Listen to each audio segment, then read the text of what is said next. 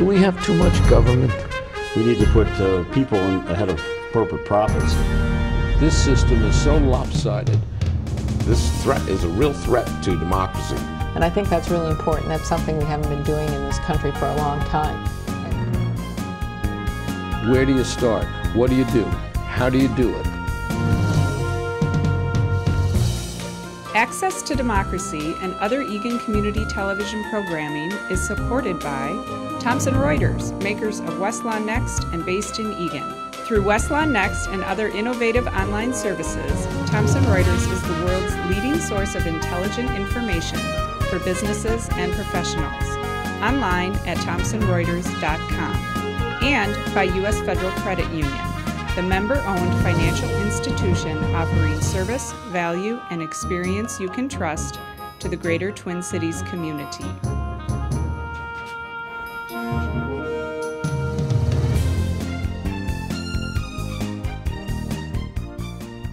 Welcome. Access to Democracy returns, and here we are in June 2011 talking about the 2012 elections. With us, Mike Maguire, the mayor of Eagan. Mike has been here many times, city council-wise and mayoral-wise and otherwise, but for the first time, he appears as a candidate seeking the Democratic nomination for what is now the 38th Senate District. We don't know if that's going to be the number after redistricting.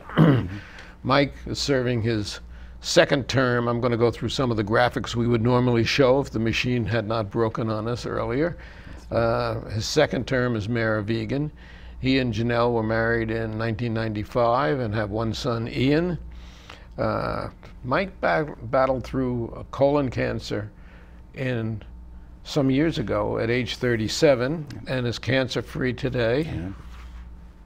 Knock wood. And indeed, yep, thank God. And he has both a BS and a master's and has completed some of his doctoral work. Indeed, yep, I completed all my doctoral work. All of his doctoral Indeed. work. Yep, yep. Mike, welcome. Thank you, Alan. It's always nice to be here. I appreciate the invite. A different capacity. Why the decision to run for the Senate? Well, you know, year? I think, Alan, I've watched what's gone on at the Capitol for a number of years, and I think we do things better here in Eagan. You know, I've really enjoyed my time representing all the citizens of Eagan. But I've also said that I think that we have a great story to tell here in Eagan, and we have a responsibility to tell it and share it with the rest of the state. And I think that goes for the approach that we take to making priorities, to budgeting, to deliver the kind of government to citizens, not only that they want, but that they value and they appreciate. And I think that there's a lack of that kind of consensus building and problem solution orientation up the state capitol. So the reason why I created the committee to look at running, and I haven't announced a campaign for sure yet. You know, we still have a redistricting process to go through and to understand what district I'll be in. But barring that, you know, my hope is to be able to go up to the state senate and provide some of that consensus building leadership that I've been able to provide here in Eagan, and that I think is desperately needed up at the state capitol. Now, what surprised me, and we've discussed this, is that we had a state senator here who lost the last race, and Jim Carlson, Indeed. And who also has announced that he is seeking re-election to the Senate. Why did you decide that you were going to go for the Senate and or possibly oppose Jim? Sure.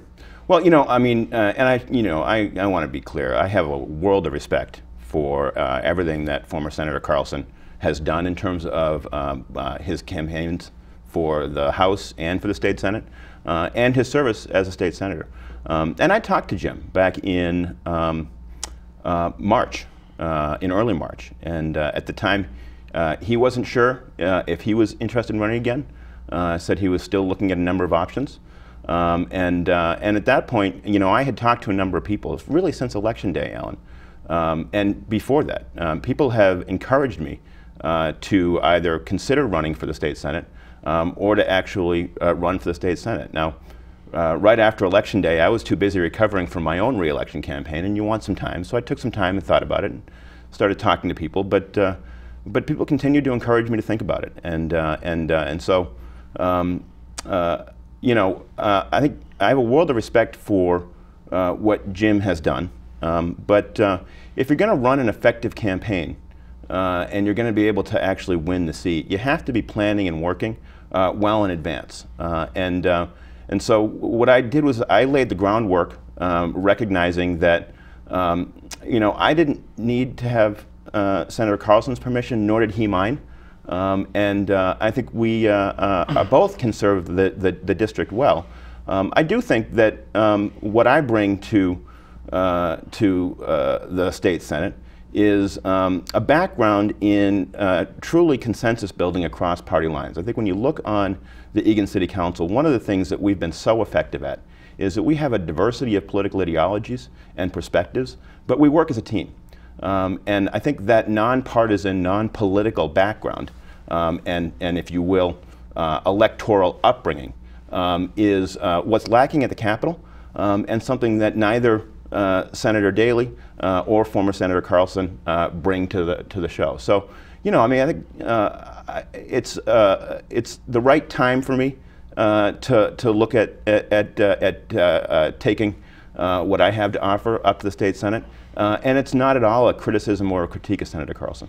However, there is no one has come forward to run for the House against Representative Wardlow. How come you chose the Senate and not the House? Well, you know, for almost a decade, Alan, I have been representing all of the citizens of Eagan, Democrats, Republicans, over the entire city. It's my hope that after redistricting, I'll have the opportunity to run for a Senate district and continue to do that work. You know, in a House district, you really don't have the opportunity to do that. And you have to pick a subset of the people who you've come to know, who've come to know you. And so that's one of the reasons. And, you know, quite frankly, you know, I think I am better able to win a state Senate seat. And I think it's really important that we have representation for the whole city up the Capitol. I'm not as confident that Senator Carlson can win that Senate seat. You know, he lost an election to Senator Daley, and I'm just not as confident that he can beat Senator Daley as I am that I can. Philosophically, what would you say your differences are, if any, with Senator Carlson, former Senator Carlson? Well, you know, I think Jim and I come from some different perspectives. You know, I know that you're very close to Senator Carlson. No question. Alan. We had that discussion. Yeah. In fact, you and I met a week or so ago. And I know that he's a close personal friend. Indeed, yeah. And I know that you're, and you know, quite frankly, you know, my preference is to really is to be focused on Senator Daley. That's the position that the position that I've announced that I'm interested in. I didn't announce that to run against former Senator Carlson, but you know, a couple of the differences. You know, you know, I know that you're close to him, and that you share with Jim that you're an advocate of single-payer health care. And while I understand the business model as an insurance business model for single-payer health care in terms of expanding the pool, I don't think that's the right approach for Minnesota. How about universal health care? Well, I'm a full supporter of universal health care, and I would like to see us reach universal care. But there's a difference between universal coverage and everybody having health care coverage and a single-payer system where the government is the sole insurance pool. And one of my concerns with it takes is insurance companies and HMOs out of the, and we see with Medicare how effectively it works and how inexpensively it works, which is why I certainly support it, as you know, all the countries in Europe have shown. But you know, I have a background in public health and in health as well, and I think one of the challenges with our healthcare system right now is cost. And one of the things I worry about is that in a single-payer system, as opposed to a private insurance system, there isn't the incentive there to try to contain costs and make real investments in prevention, so that we decrease the demand for health services by improving people's health. I don't know that that same motive exists as readily for the customers and the consumers of health services in a single-payer system. So that's just one of the concerns that I have with it. But moreoverly, I think that, you know, and I understand the model of it. I think that if you look at the federal health care discussion and debate, it's really clear that we can spend a lot of time talking about the ideal of single-payer, but not get there. And then we make the perfect the enemy of the good. You know, I think that healthcare exchanges, like Governor Romney adopted in Massachusetts, insisting that people become part of the pool and take on responsibility. You know, if somebody's going to drive a car and have potential costs to themselves and other people, they have to have insurance on that car. I think the same thing should be true of healthcare. Should anybody be denied healthcare? No. No, I don't believe. Pre-existing condition? No, obviously, as a cancer survivor, you understand that I don't think that pre-existing conditions should disqualify people for health care eligibility. Which, of course, universal health care would provide. Yeah, but you know, so does the health care reform passed federally, and it eliminates the ability to deny coverage based on pre-existing conditions. Vermont just passed a form of universal health care, almost single payer, as a matter of fact. No. And it's coming into being. Yeah. If it can work in Vermont, why wouldn't it work in? Well, you know, I mean, I don't know that we want to spend the entire time here talking about the ins and outs of health policy and single payer. You asked me for one of the differences between former Senator Carlson and I, and it's that, you know, if the people of Vermont want to adopt a single payer and think it works for them, I think that's fine. I don't think it would work in Minnesota. I have concerns about it in Minnesota, and I think that we could waste a whole lot of time and energy arguing about it as opposed to really solving and moving forward on things like healthcare exchanges and implementing the federal reforms that I do think will help to achieve universal coverage. Now, as things now sit, you and Carlson will be going to caucus. Somebody is going to get the endorsement, and the other person will not have the endorsement. Will you be bound by the endorsement? It's certainly my intention right now to abide by the endorsement, assuming that everybody else in the race is doing that. I don't know. I have no idea what he's doing, but so at least as we sit here, you would be bound by the endorsement. Again, it's certainly my intention to abide by the endorsement. That's what we call it in the DFL party. So. Okay. Other things. Talk about Daley's record and the things that he has done this year that you would not agree with. Well, you know, I think from day one, you know, and during the campaign, and I have a lot of respect for Senator Daley and for his service to our country, and for former Senator Carlson as well. Both are veterans. I believe that Senator Daley was just recently activated in some capacity as well. I'm not sure what exactly that was, but that's my understanding. And I have a lot of respect for that. And I genuinely like Senator Daley and former Senator Carlson. But you know, when Senator Daley was running for the seat, he suggested that he and his Republican caucus would have the courage to lead. And that jobs and the deficit were going to be job number one. Jobs was really the campaign. And I think it's one thing to talk about having the courage to lead. It's another thing entirely to actually do it. And I think that Senator Daley, with all due respect, has done a lot of talking about having the courage to lead. And I've actually done it and had the courage to lead. He talks about job creation being his number one priority. And yet that's what I've been doing here in Eagan for almost a decade.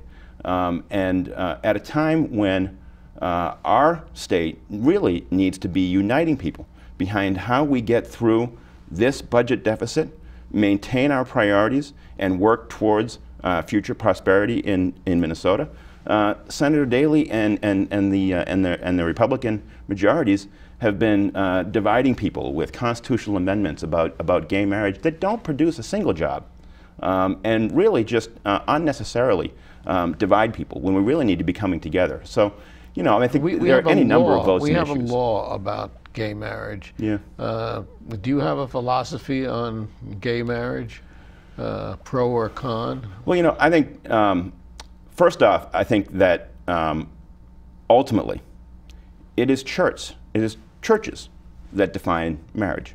I'm a Catholic.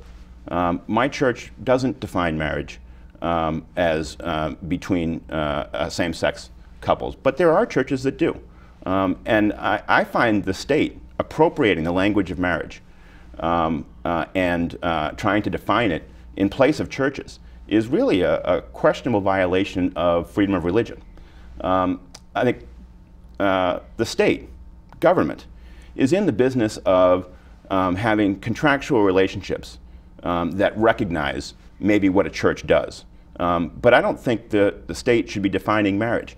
I think whether it's a same-sex or an opposite-sex marriage, at the end of the day, all of our marriages are civil unions, and they are contracts. The state should define those contracts blind to sexual preference, to race, to ethnic background. And so, you know, I don't agree with the law, and I don't agree with the constitutional amendment. There are a number of reasons why. I don't think it's an appropriate constitutional amendment. No, I don't either. I think it may be an unconstitutional constitutional amendment. But I mean, I don't feel threatened by any two people who want to get married and live together, whether they're same sex or whether one is blue and one is green. It's none of my business. And I think that there are a number of difficulties I have, both with the current law and with the constitutional amendment. But the sanctity of my marriage is impacted by my wife and I, and my wife and I alone. And I think that denying two people who love each other the ability to enjoy all the same privileges and benefits and responsibilities that come with marriage is just plain wrong. You know, I've got neighbors who I was out talking with, and you know, you've been married how many years now, Ellen? More than we want to discuss. You know, I've been married 16. I love my wife. I'm pretty sure she loves me. I have no idea why she stays with me, because we all marry up, I think. But you know, my neighbors say, you know, marriage isn't the easiest thing in the world. And if gay, lesbian, bisexual, transgendered want to have at it, let them. And I see, you know, it's again, you know, for small government Republicans to want to constantly hang out in our living rooms and our bedrooms and tell us how to live and what we can do with our bodies. Yeah, speaking of it's questionable. What we can do with our bodies, I think Senator Daley supported tightening restrictions on abortion. Mm-hmm. Where do you stand on abortion? Well, you know, we are blessed with one son, Ian. We were hoping to have a second child when I was diagnosed with cancer. It's not advisable to try to father a child when you're going through chemotherapy. So, you know, we had to give up on that hope. But I could never imagine for my wife and I making that decision. But I am a firm believer that everybody should be able to have that choice, and every woman should be able to have that choice. And I don't want to impose In other words, it's my not, views. It's not government's place to tell a woman how she can use her body. No, or a I couple, I don't what think it is. they can make. No, okay. no. It's no more government's place to do that than to tell you and I what we can eat for dinner. Now, another thing that Senator Daley was involved in and voted for is photo identification. And I think they're going to bring that forward as a constitutional amendment also next year. I, for one, happen to think that we have one of the best election systems in the country, revered and respected in this state. I think that the only thing that photos do is deprive a lot of people of the right to be able to vote and exercise their franchise. Where do you sit on that? Now that I've given you my whole philosophy. Well, you know, first and foremost, I think the photo ID voter law or constitutional amendment is another example of where job one was supposed to be jobs, When the legislative majorities couldn't or wouldn't make progress on creating jobs or addressing the budget deficit honestly, they started to talk about a whole bunch of distractions. Photo ID, to me, is a solution in search of a problem. I think we've had 2 elections and recounts that have, in glowing terms, renewed for us our confidence in our own election system here in Minnesota. I think the law and the constitutional amendment are a distraction. I don't think that they're necessary. You know, I don't take a particular offense at showing a photo to vote, but I do worry that, you know, that people have to be able to get photo IDs, because we have to allow the right, we have to make sure that everybody is enfranchised and has the right to vote if they want to. And making it harder for people to vote starts to sound like Jim Crow laws. And I don't think we want to go back to that. Which is what I think they're intended to be, as a matter of fact. Well, certainly there are some who the need to get a photo ID would probably keep them away from the polls. And I think that's sad. Another bill that I think got pulled at the last minute, I'm not sure about that, was the Shoot First law. Mm-hmm. The Republican majorities seem to think it's very important that you have the right to shoot first, to really expand gun owner rights. Where do you stand on that? Well, I think the Shoot First and the Concealed Carry law are both dangerous laws. But you know, we'll have to see what it looks like if it actually goes into effect. You know, I think sometimes, you know, personally I'm not a gun owner, but I'm not, you know, I don't think that gun owners are bad people and shouldn't be able to collect their weapons and shoot their weapons in appropriate places and things like that. But I do think that the Shoot First law is potentially dangerous. You know, I know that our police and police around the state aren't supportive of that or of the concealed carry, and to me, that's good enough reason not to do it. That's the way I felt. What about right-to-work laws and unions having their place in the state government, and in society in general? Well, you know, Alan, you were, I think you were at my State of the City address in March. And one of the things I talked about, and you know, I have grown really leery of watching events over in Wisconsin and in Madison, and I think it's become in vogue in certain circles to bash and criticize and mischaracterize public employees. And one of the things I said in my State of the City is that it has no place in our public dialogue. We can debate and negotiate and bargain over salaries and benefits, but people's right to organize is a basic right.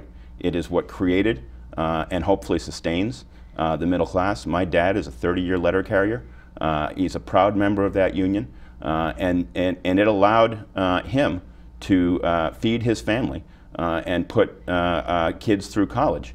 At a modest but you know, appropriately comfortable lifestyle to which we had the opportunity as kids to then go out in the world and start on a level playing field. I think that bashing unions is again a craven political maneuver that doesn't have a whole lot of benefit to the average Minnesotan. We are now facing, in a few weeks, a state shutdown because of, as I describe it, the refusal of the Republican majority to meet with the governor, who has already moderated twice on his positions, and who talk about, and they talk about raising 2% tax on the rich. I look upon it as leveling the playing field. I look upon it as restoring us to where we were when Jesse Ventura took this state over, and when we had a surplus, because everybody was pretty much on the same level. I like to describe it, that's more true. what are your positions, and how do you feel about the possibility of a shutdown? Well, I think, again, I think, and Senator Daley, I believe, is on the tax committee in the Senate. I think he is, yeah. And it's another example of, in January, the Republican leadership and both caucuses said that they were there to work with the governor and to get the job done. And now 5 months later, are at the end of a session where they've done neither. They have neither worked with the governor, and they haven't gotten the job done. The governor has compromised and come down. In November, his proposal, based on the November forecasts, had a fairly large income tax increase that I wasn't supportive of necessarily.